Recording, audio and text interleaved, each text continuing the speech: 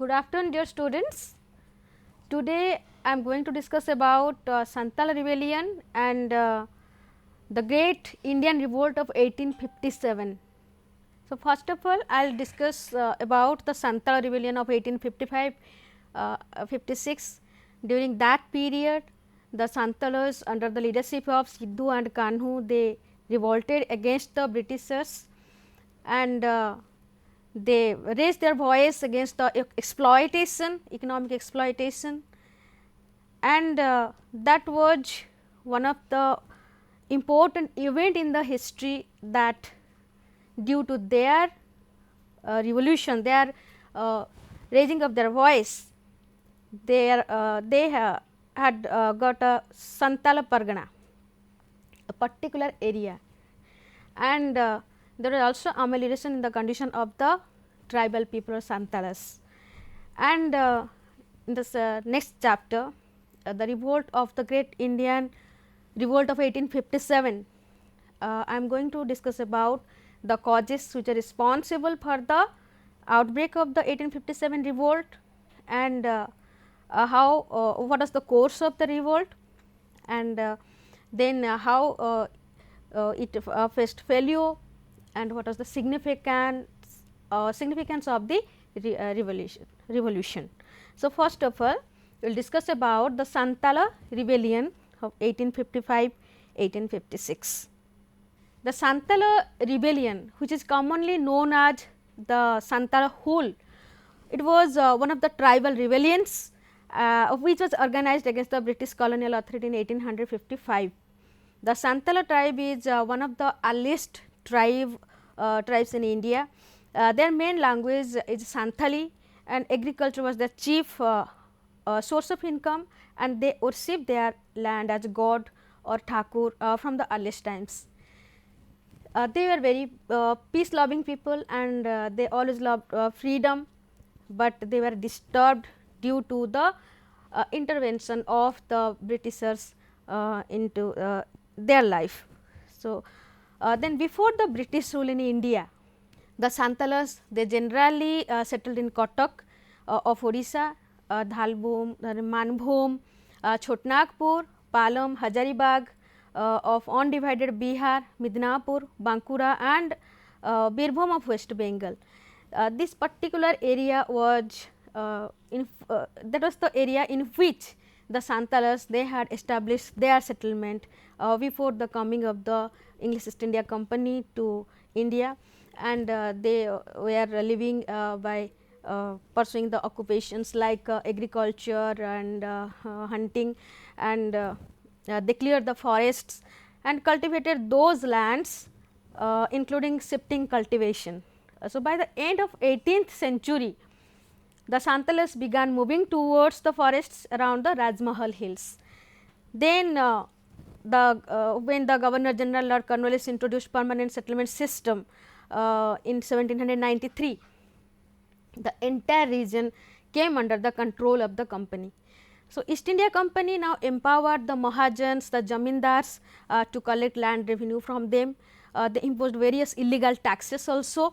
All this affected the simple life of peace and freedom loving Santalas. They were now forced to pay the illegal taxes, and they were exploited economically by the Jamindars, by the Mahajans who were outsiders, and the permanent land settlement system which was introduced by the British government to raise its revenue year by year. That was the main cause of the economic exploitation of the Santalas, and they raised their voice against the British government.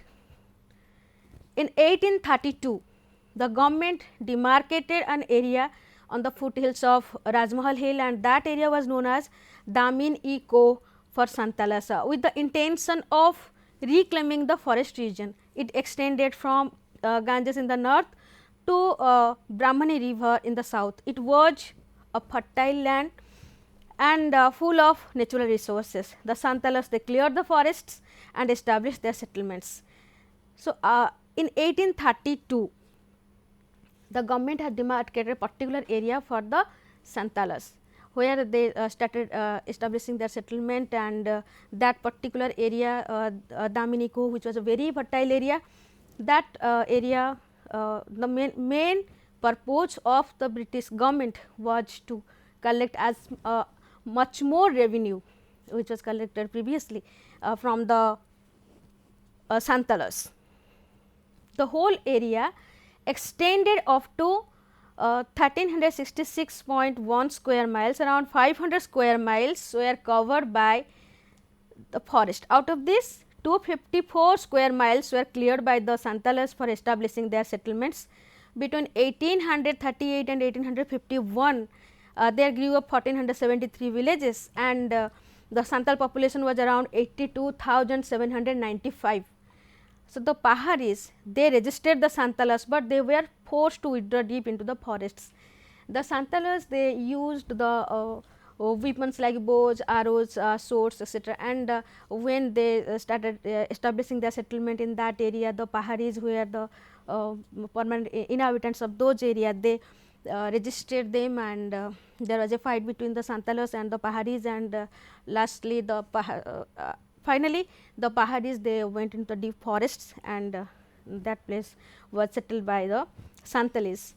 The Santala mane ଯେତେବେଳେ 1838-1851 ମସିହାରେ ଏହି ଅଞ୍ଚଳରେ ବସବାସ କଲେ ରାଜମହଲ ବା ଦାମିନ ଇ କୋହ ଅଞ୍ଚଳ ଯେଉଁଟା କି ବ୍ରିଟିଶ ସରକାର ସାନ୍ତାଳମାନଙ୍କୁ ପ୍ରଦାନ କରିଥିଲେ, ସେଠାରେ ତାଙ୍କର ଜନସଂଖ୍ୟା ବୃଦ୍ଧି ହୋଇ 1838-1851 ମଧ୍ୟରେ 82,795 ହେଲା ଏବଂ 1473ଟି ଗ୍ରାମ ସେଠାରେ ପ୍ରତିଷ୍ଠା କରାଗଲା. The Santalas, they immigrated in large numbers into Damini Koh from Cuttack, Dhalbhum, Manbhum, then Barabhum, Chotnagpur, etc. And there are two regions behind the settlement of the Santalas in this particular area, Damini Koh. There were two regions behind the settlement of Santalas. They were, number one, the company wanted to gain maximum benefit from this area in order to increase their revenue. Their main motto was the collection of revenue, because revenue collection was the chief source of income for the Britishers, and the Christian missionaries, they had entered this territory in order to convert the Santalas to Christian. As the Santalas, they were very peace loving people and very simple people, they wanted to allure those Santalas, and they wanted to convert them into Christians. Then what were the causes of the Santala rebellion? The first point is administrative policy of the British. Then second is the economic exploitation. The third is efforts to compel Santalas for indigo cultivation. Then the police atrocity, and the next one is wretched condition of tribal women. So, first is the administrative policy of the British. The British, they wanted to raise their revenue, and they had taxed heavily upon the Santalis, and they were also forced to pay other illegal taxes, and the economic exploitation is also necessary for the rebellion of the Santalas. The Santalas, they were exploited economically because they had to give different types of tax revenue, and they were forced to cultivate indigo. Indigo cultivation that led to the infertility of the land, and so they Santalas, they raised their voice against the cultivation of indigo. Then the police atrocity was also one of the cause behind the rebellion. The police also tortured them, the Santalas, and because they had no idea about the rules and regulations of the British government, as they were illiterate people, they had no knowledge about the rules and regulations of the administration of the Britishers, and the tribal women, they were also exploited by the higher caste people like the Jamindars, the Mahajans, the Amlaj. They also exploited the women, and they had to work in the houses of those Jamindars and Mahajans, and their exploitation made them rebels. Then during the course of the rebellion, the Santalas, they got two leaders, Sidhu and Kanhu. Sidhu and Kanhu, they were the two leaders, and they were the four brothers, the Sidhu, Kanhu, Chand, Bhairav. They were the sons of Chulu Santal, and they took the leadership of the Santalas on 30th June 1855. They mobilized 10,000 Santalas, and they raised their voice against the Dikus or the outsiders, and they fought against the Britishers. They started their rebellion against the exploitation, against the atrocities which was made by the Dikus or outsiders, and they told that they had the vision of the Thakur or their god, and they had given and they were given a book by their Thakur, and they were advised that they will collect or they would collect the revenue, and they would deposit that in the office of the Britishers. They will not give any tax or any revenue to the outsiders or to the Dikus. So, they raised their voice, then they fought valiantly, and finally, the government took the steps for the betterment of the Santalas, then taking 5,000 square miles of Bhagalpur and Birbhum, a Santal Pargana was created. So, this is all about the Santala rebellion of 1855-56. 1855 ର ସାନ୍ତାଳ ବିଦ୍ରୋହ ଯାହାକି ଇଂରେଜ ସରକାରଙ୍କର ଶୋଷଣ ବିରୁଦ୍ଧରେ ଥିଲା ସାନ୍ତାଳ ମାନଙ୍କର। ତ ଇଂରେଜ ସରକାର ସେମାନେ ଶୋଷଣ କ୍ଷେତ୍ରରେ ଦୁଇ ଭ୍ରାତା ଥିଲେ ସିଦ୍ଧୁ ଆଣ୍ଡ କାହ୍ନୁ। ସେମାନେ ଚାନ୍ଦ ଭୈରବ ଚାରି ଭାଇ ଥିଲେ ଚୁଲୁ ସାନ୍ତାଳଙ୍କର, ସେମାନେ ସମସ୍ତେ ଲିଡରସିପ୍ ନେଇଥିଲେ ଏବଂ ଏହି ବିଦ୍ରୋହ ତାଙ୍କୁ ସାନ୍ତାଳ ପରଗଣା ପ୍ରଦାନ କରିଥିଲା। Now we are going to move to another chapter. This is the Great Indian Revolt of 1857, 1857 ର ମହାନ ବିଦ୍ରୋହ, which is considered as the first Indian war of independence by some historians, and other historians they are saying that this is merely a mutiny of the sepoys. Then we will discuss about the revolt of 1857. 1857 ର ମହାନ ବିଦ୍ରୋହକୁ ବହୁ ଐତିହାସିକ ଏହାକୁ ଏକ ଜାତୀୟ ବିଦ୍ରୋହ ବା ଜାତୀୟ ସଂଗ୍ରାମ ଭାବରେ ଗ୍ରହଣ କରିଛନ୍ତି, ଆଉ କିଛି ଐତିହାସିକ ଏହାକୁ ସିପାହୀମାନଙ୍କ ବିଦ୍ରୋହ ବୋଲି କହିଛନ୍ତି, କିନ୍ତୁ ପ୍ରକୃତରେ ଦେଖିବାକୁ ଗଲେ ଏହି ବିଦ୍ରୋହ ଦେଶରେ ଜାତୀୟତାବାଦର ବିକାଶ କରିଥିଲା। It helped in the growth of nationalism among the people, and the revolt now I am going to discuss about this chapter. So, the revolt of 1857 was a product of the character and policies of colonial rule, the cumulative effects of British expansionist policies, economic exploitation and administrative innovations over the years had adversely affected the positions of all rulers of Indian states, sepoys, zamindars, peasants, then traders, artisans, pandits, Maulavis, etc. So, the revolt of 1857 was not a product of a day or a month or a year. It was the outcome of the dissatisfaction of different classes of Indian society. The British introduced expansionist policies like the subsidiary land system, the doctrine of lapse, and the policy of war and conquest.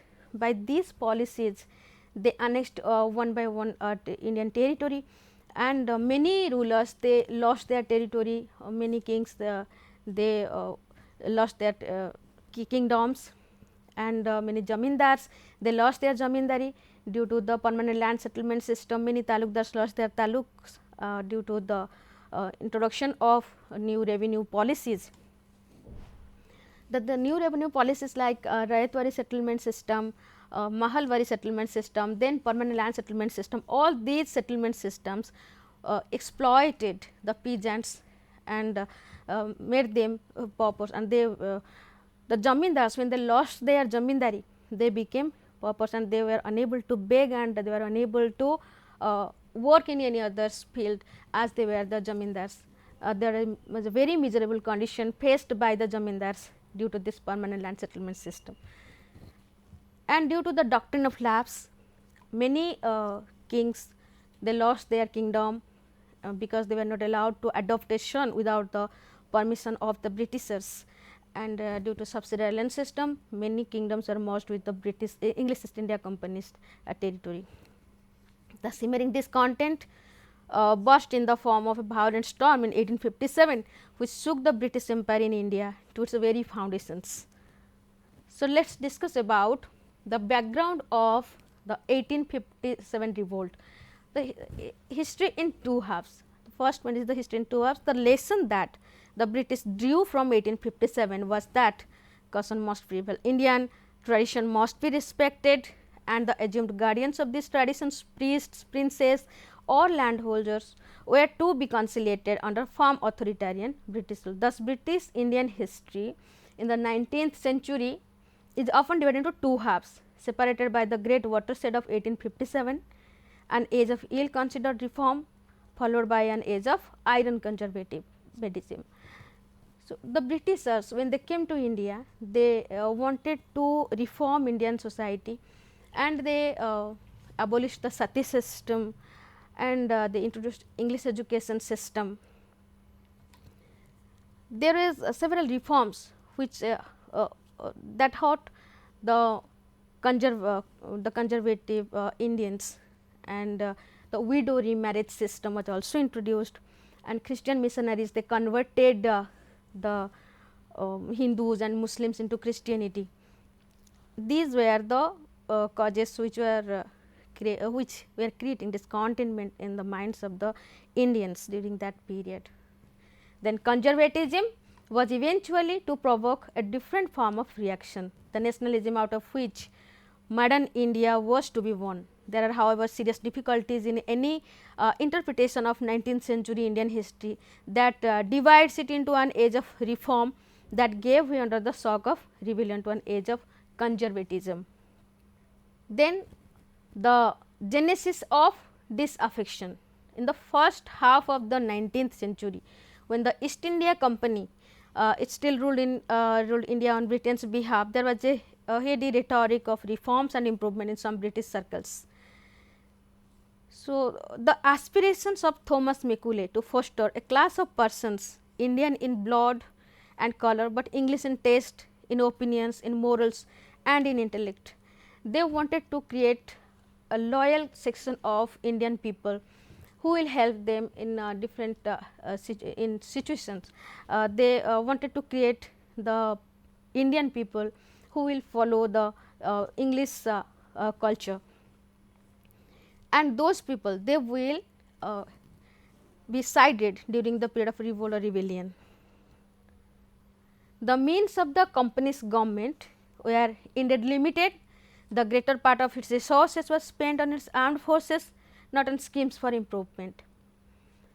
Then the European influences were strongest in the towns of India. At Calcutta, Bombay and Madras, a new Indian intelligentsia had begun to take root. The British rule consolidated the hold of traditional intellectuals. The authority of Brahmins and of doctrines of caste separation grew stronger.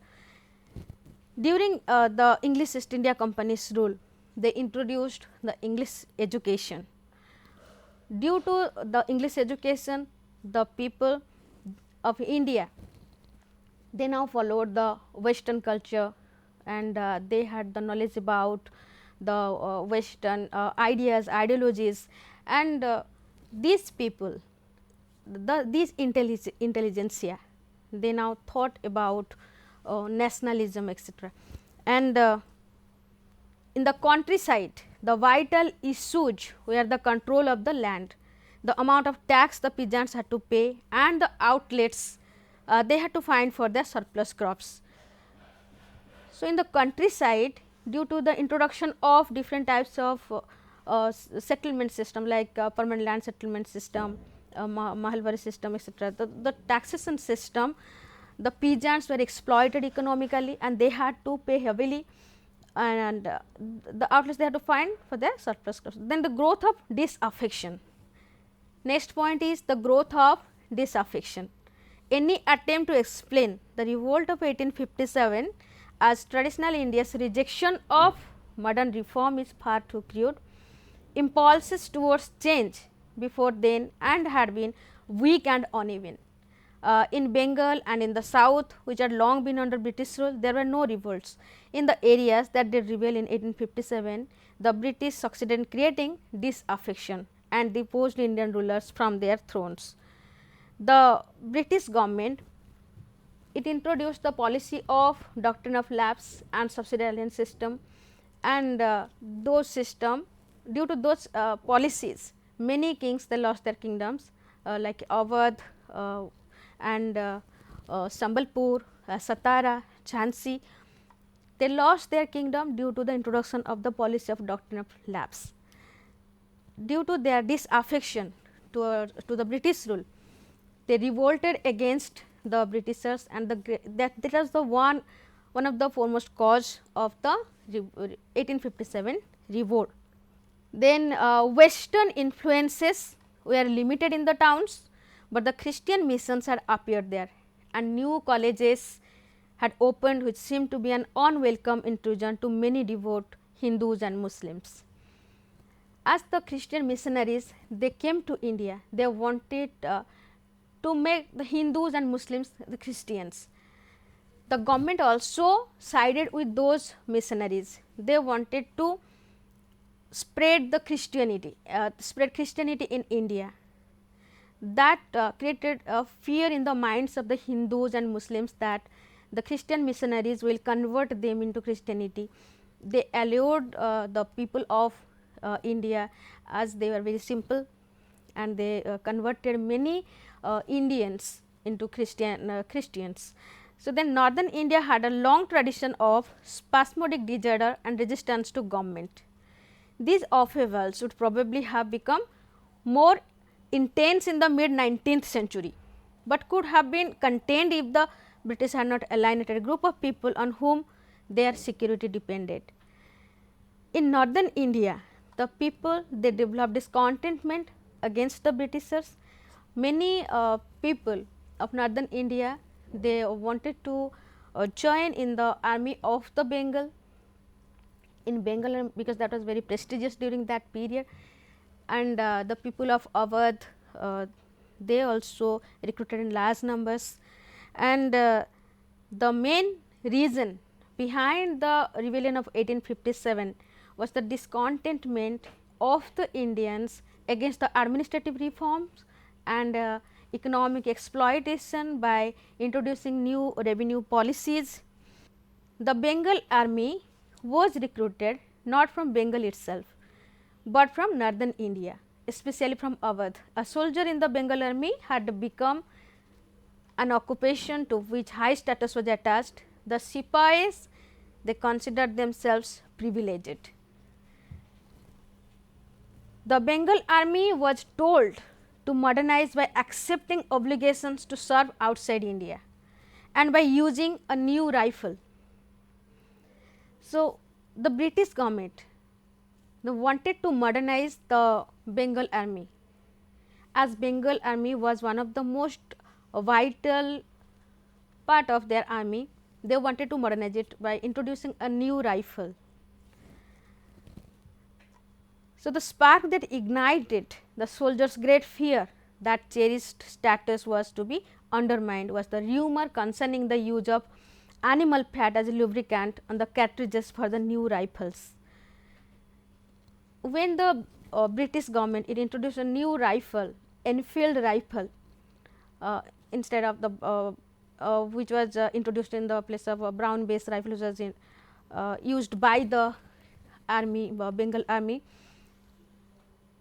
The new Enfield rifle, its grease it was its cartridges were greased with the fats of cows and pigs.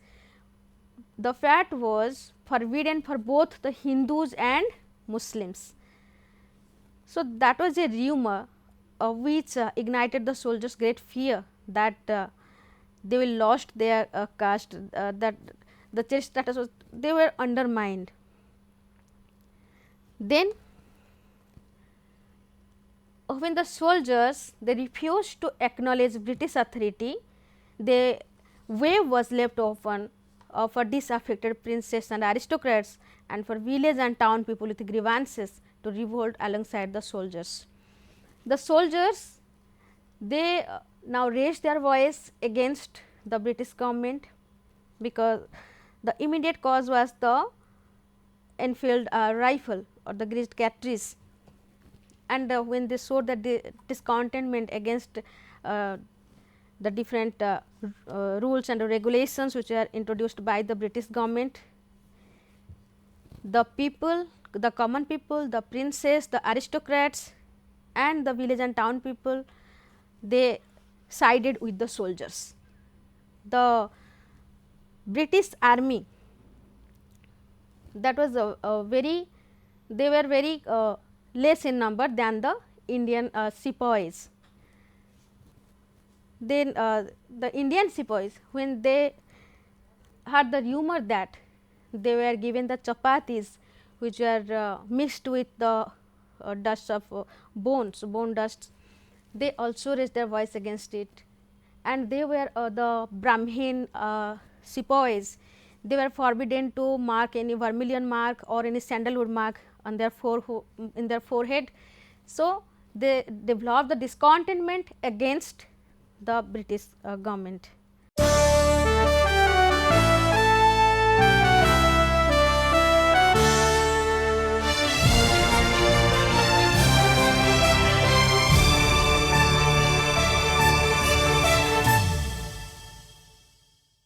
We have divided the revolt of 18 causes into two parts. The first is the negative features of British rule, and the second part is the positive features of the British rule. In the negative features of British rule, there are grievances of native rulers, the grievances of the sepoys, the grievances of masses and the basic foreignness of British. These are the points of negative features of British rule. So, these are the grievances. The native rulers, they were facing difficulties in their day to day life due to the loss of their kingdoms, and the sepoys, they were also forbidden to perform their daily their rituals, and the masses, they were also exploited by the English administration, and the Britishers, they never considered the Indians as their subjects for whom they will do some welfare measures. They only exploited the Indians for the benefit of their home country and for their own company. They were not equal to the foreigners who came to India and ruled before them, like the Mughals, the Kusanas, the Sakas, etc. Then there are the positive features of British rule. These are the grievances of orthodox and conservative people. Second is the military causes, and the third is immediate cause. These three causes are we will discuss about it in positive features of the British rule. So, first of all we will discuss about the grievances of native rulers. देशीय शासक मानकर बहुत समस्या थिला, से मानकर बहुत दुख रही थिला. इंग्रेज सरकार विभिन्न नीति प्रणयन करी, जमती कि subsidiary alliance system, doctrine of lapse, राजसूत लोप नीति, सामंत संधि प्रथा, ए सब नीति प्रचलन करी गोटे पर गोटे देशीय राज्य को इंग्रेज साम्राज्य सहित मिसई देथिला. एहा द्वारा बहुत देशीय राजा से मानक राज्य सब हराइले, जेमिति कि जैतपुर, उत्तर प्रदेश जैतपुर, ओडिशार संबलपुर, बघत, देन उदयपुर, झांसी, नागपुर, यही सब अंचल को इंग्रेज सरकार डॉक्ट्रिन ऑफ लैप्स नीति प्रचलन करी इंग्रेज साम्राज्य सहित मिसई देथिला. So, the Dalhousie annexation of states through doctrine of lapse, like Jaitpur of UP and Sambalpur of Odisha in 1849. Then Satara was also annexed in the English territory. Then Baghat, it was a hill state which was situated south of the Satluj. In 1850, it was annexed with the English East India Company. Then Udaipur, the state in central provinces which was not in Rajputana. It was a state in the central provinces, Udaipur. It was annexed into the territory of English company in 1852, and Jhansi was annexed into the English territory in 1853, and Nagpur was annexed in 1854.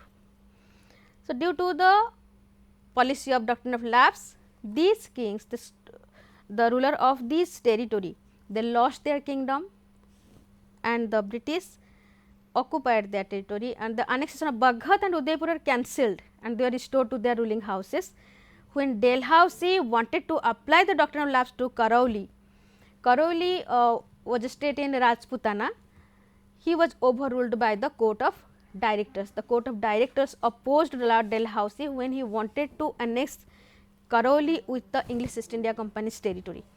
Then Dalhousie's annexation of Awadh on the ground of misrule in 1856. Sir James Outram was appointed as the first chief commissioner in 1856, but he was replaced by Sir Henry Lawrence. The people of Awadh, they raised their discontentment against the British government, and many of the soldiers from Awadh region, they were recruited in the Bengal army and they raised their voice against the British atrocities. Then the abolitions of titles and suspension of pensions. The English East India Company not only extended its territory and many rulers, they lost their kingdoms, but also they abolished the titles and they suspended the pensions of many great Indian Nawabs and Rajas. The Dalhousie abolished the titles of the Nawab of Karnataka and the Raja of Tanjore.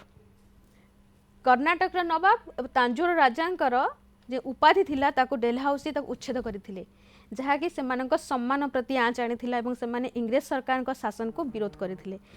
And they refuse to grant the pension to the adopted son Dhondu Pandit, who is better known as Nana Sahib, of the last Peshwa Bajirao second in 1851. 1851 मसीह धोंडू पंडित जे कि नाना साहेब भावे परिचित, पेशवा बाजीराव जे कि शेष पेशवा थिले, Bajirao second तांकर adopted सन थिले बा तांकर से पुत्र पोष्य पुत्र भावे तांको ग्रहण करथिले, तांकर अधिकार को मध्य इंग्रेज सरकार ग्रहण करनथिला. He also announced in 1849 that the successors of Bahadur Shah II would have to leave the Red Fort. Then Canning announced in 1856 that the successors of Bahadur Shah were to be known only as princes. They will not be considered as the king of India, or they will not be considered as the kings, they will be known only as princes. So, then we will discuss about the grievances of the Sepoys. The Sipahi मानकर बहुत दुख रही थिला जहाँ कि इंग्रेज सरकार ताको प्रशमित करि पारि नथिला, and the grievances of Sepoys is one of the foremost cause of the revolt of 1857. Discrimination in payment and promotions was the main cause behind the grievances of the Sepoys. They were discriminated. Whenever the European employees, they were getting more salaries than the Indian employees in the same post, that created a discontentment in the minds of the Indian Sepoys, and they were not given the promotions. Instead, the British soldiers, they were given promotions, and the mistreatment of the Sepoys by the British officials. The British officials, they were misbehaving, and the Indian Sepoys, they were calling in the Indian sewer like this, and as they are superior race, the English people were the superior race, they were underestimating the Indian Sepoys. The refusal of the British to pay foreign service allowance or bhatta while fighting in remote regions. During the Maratha ruling period, the soldiers, they were they were given bhatta when they were going to far places and like Punjab, Sindh, etc.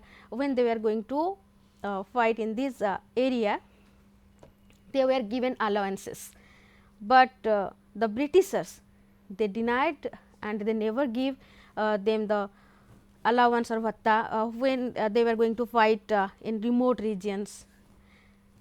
Then the religious objections of the high caste Hindu sepoys to Lord Canning's General Service Enlistment Act 1856, ordering all recruits to be ready for service both within and outside India, that is across the sea. During that period, there is a belief that when anybody will cross the ocean, then he will lost his caste. The high caste people, the Hindu Brahmins, when they were recruited in the army of the Britishers, they feared that whenever they will cross the ocean and they will went to the foreign countries for fighting, when they will go for fighting, then they will lost their caste. But the Lord Canning, he introduced in his General Service Enlistment Act 1856 that they have to cross the ocean if it will feel necessary for the British government, and they have to fight inside India and outside India, so that they have to cross the ocean.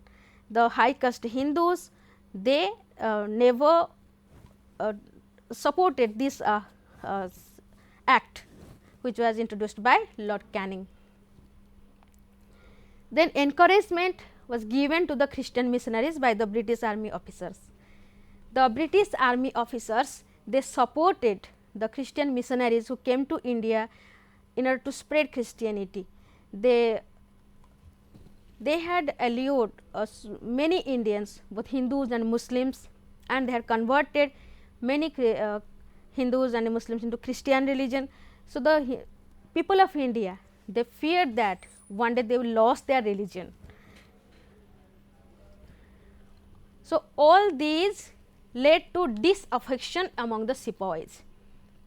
So, these causes that made the sepoys discontent, they were against the British government, which manifested in the form of mutinies before 1857.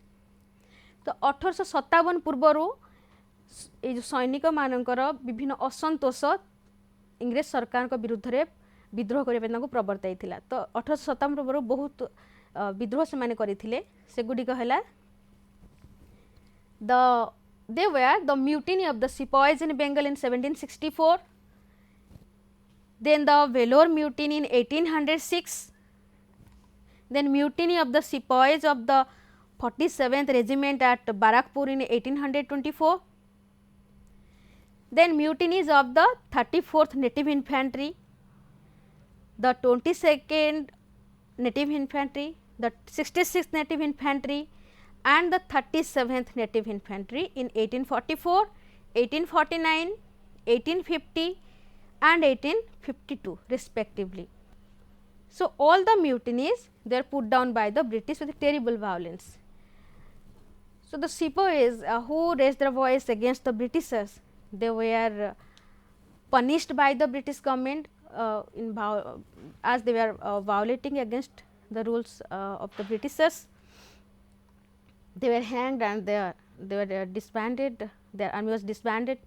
Then the grievances of orthodox and conservative people. Next point is grievances of orthodox and conservative people. So, the fear of the Indians due to the activities of the Christian missionaries and the protection and encouragement given to them by the British government. The Indian people, they feared that they will lose their caste.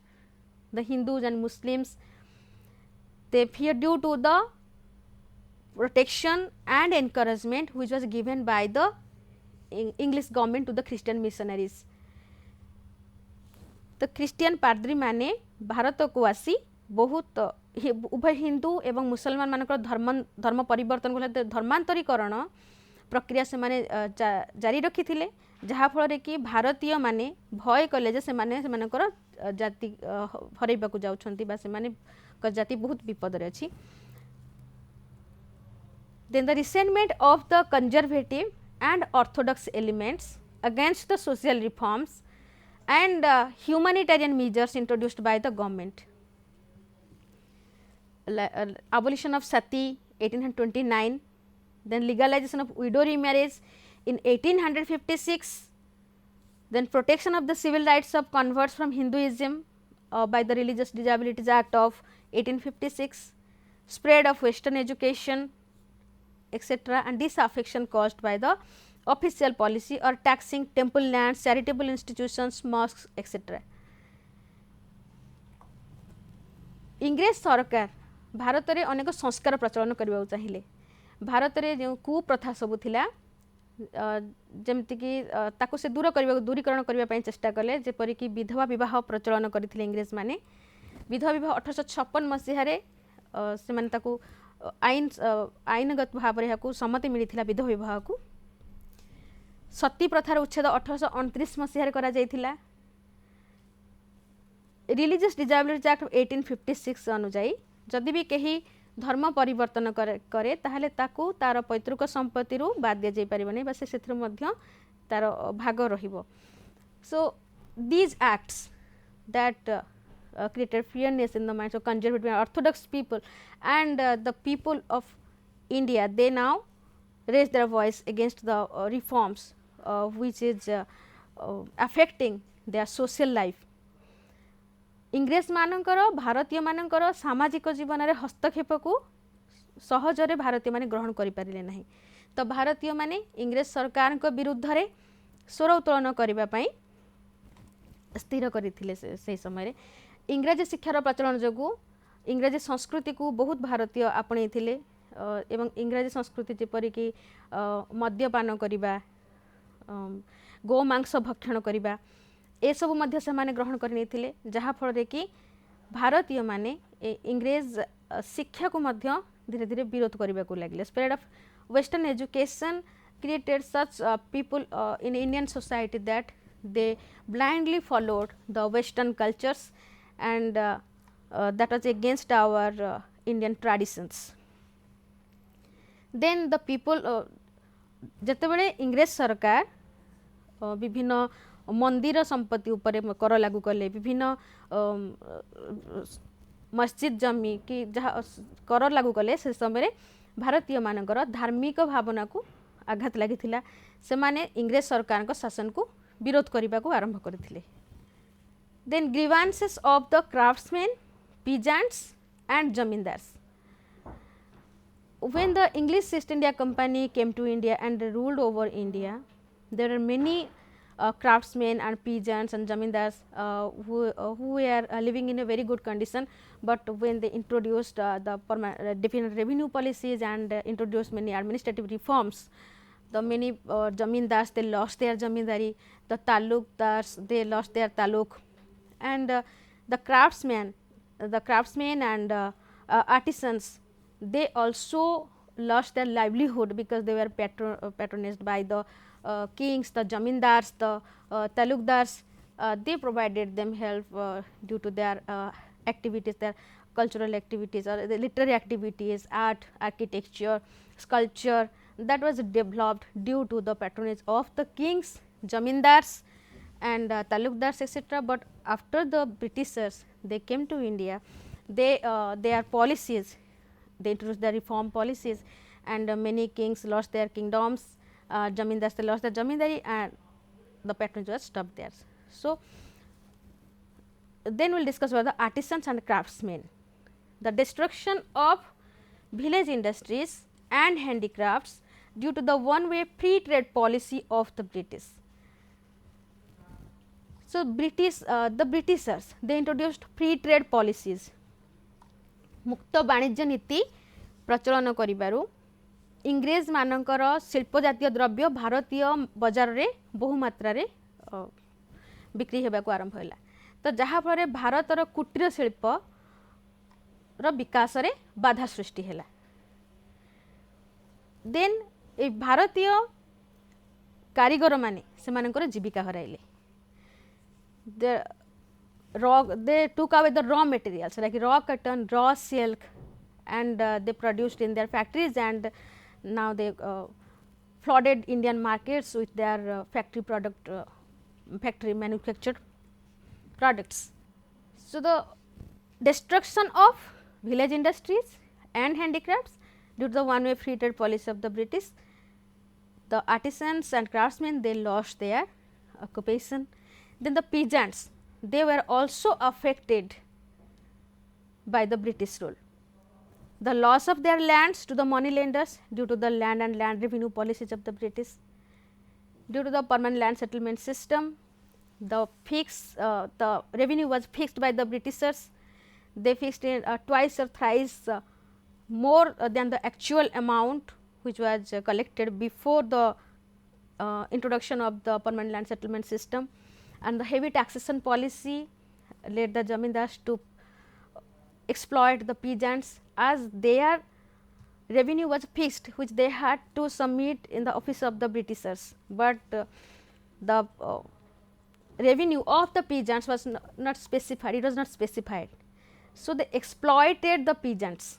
The peasants had to give more and more revenue which was increased with the time, and they had to go to the money lenders, to the mahajans, and the mahajans, the sahukars, they looted the peasants, and they lost everything, their home, their cattle, their everything.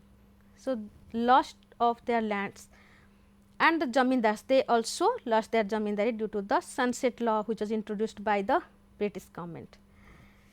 Then in the Mahalwari settlement and also in the Raitwari settlement, there was a heavy imposition of taxes, heavy imposition of revenues that led the peasants in the poverty.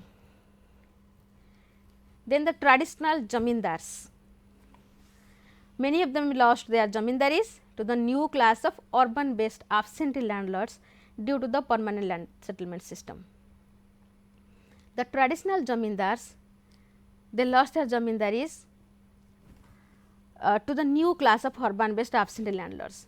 The new landlords, they were living in the towns and they had no emotional attachment with the peasants, and they imposed heavy revenue in order to pay the revenue to the British British officers. The intermediaries who were appointed by the new landlords, they exploited the peasants, and the peasants, they lost their everything and they were indebted and they had to take loans from the money lenders, from the sahukars, the mahajans, etc. So, due to the introduction of permanent land settlement system, many zamindars they lost their zamindaris, and new absentee landlords who were living in towns, they created problems for the peasants. Then the grievances of middle and upper classes. Every section of the Indian society, they were affected by the British administration, British economic policies, their reforms, etc. So, due to their total exclusion from high administrative and military posts, ruin of those persons who depended upon Indian rulers' patronage of art and literature. पूर्वरु जो राजा माने बा जमीदार माने से माने साहित्यर पृष्ठपोषक थिले, colour पृष्ठपोषक थिले, से मानकर जमीदारी बा से मानकर राज्य हरैला परे से माने से सब पृष्ठपोषकता प्रदान करि पारले नाही, जहा फरे कि बहुत कलाकार, बहुत कारीगर माने से मानकर साहित्यिक माने से मानकर जीविका मध्य हरैथिले. The next point is the basic foreignness of Britishers. The British were different from other foreign conquerors of India, and they showed their racial superiority. The Britishers, they always showed their racial superiority, and as they belong to the white race, they always underestimated the black people of India. And the Mughals, the Shaka, Kushans, etc., when they came to India, they had considered themselves that they will work for the Indians, but the Britishers, they took away all the wealth from India due to their foreignness nature, and they exploited the Indian people. Then the military causes. The jolts given to the British armed strength by certain events like the first Afghan war, Anglo-Sikh war, Crimea war and the Santala uprising. Combined with these, the disproportionate ratio of the Sepoys to the Europeans in the British Indian Army 6:1 and the faulty disposition of the troops. There was only an insignificant number of European soldiers compared to the strength of the Sepoys at important military centers like Delhi and Allahabad. On the eve of the revolt gave Sepoys confidence. So, Indian Sepoys were more in number than the European soldiers. So, they that raised the confidence level of the Indian Sepoys. Then the immediate cause, the introduction of the new Enfield rifle in January 1857 with greased or supposed with the fats of cows and pigs cartridge whose end had to be bitten off before loading it into the rifle caused disaffection among the Sepoys of the 19th Native Infantry stationed at Berhampur on February 26, 1857 and its disbandment by the British government. It also led the mutiny of Mangal Pandey, a sepoy of the 34th Native Infantry stationed at Barakpur on 29th March 1857. Pandey severely wounded Lieutenant Bagh, adjutant to the Commissioner Barakpur General Hearsay. The disobey of orders by 85 men of the 3rd Cavalry at Meerut, their court martial and imprisonment 24th April. Then we will discuss about the course of the revolt. On 10th May 1857, the sepoys of the 3rd Cavalry at Meerut openly revolted by swarming the peasants and releasing their comrades. They were joined by the men of the 11th and 20th Native Infantry and together they murdered some English officers, then marched to Delhi. They declared Bahadur Shah II as the Emperor of India, then the important centers and their leaders. In Delhi, Bahadur Shah II and General Bakht Khan took the leadership of the mutiny. In Kanpur, Nana Sahib, in Lucknow, Begum Hazrat Mahal, at Bareilly, Khan Bahadur, in Bihar, Kumar Singh, and in Faizabad, Maulavi Ahmadullah, and in Jhansi Rani Lakshmi Bai, they took the leadership of the sepoys. They fought against the Britishers. The British resistance. In Delhi, Lieutenant Willoughby, John Nicholson, Lieutenant Hodgson, they fought with the Indians. And at Kanpur, Sir Hugh Wheeler, Sir Colin Campbell. At Lucknow, Henry Lawrence, Brigadier English, Henry Havelock, James Outram, Sir Colin Campbell. At Jhansi, Sir Hugh Roach. Then at Banaras, Colonel James Neal. The Great Indian Revolt of 1850 was failed and the causes of failure are limited territorial and social base, crucial support of certain sections of Indian public to British authorities like the Zamindars, they supported the Britishers, then the lack of resources, lack of coordination and central leadership, then lack of a coherent ideology and a political perspective. Then what is the nature of the 1857 revolt? No, it was not quite the first war of independence, but sowed the seeds of nationalism and the quest for freedom from alien rule. Then what its effect was, Crown took over the administration of India and the company rule was abolished. English East India Company was abolished in the year 1858 and then Queen's proclamation altered administration, army reorganized, racial hatred deepened. So, this is all about the revolt of 1857. So, in this class we have discussed about the Santala rebellion, the great revolt of 1857 in which we have discussed about the causes, the course, the causes of failure, then nature and effect. So, this is one of the most important chapter in the history of modern India. This revolt, due to this revolt, India came under the rule of the British Crown. The English East India Company's rule was ended and the British Crown established its administration. So, thank you very much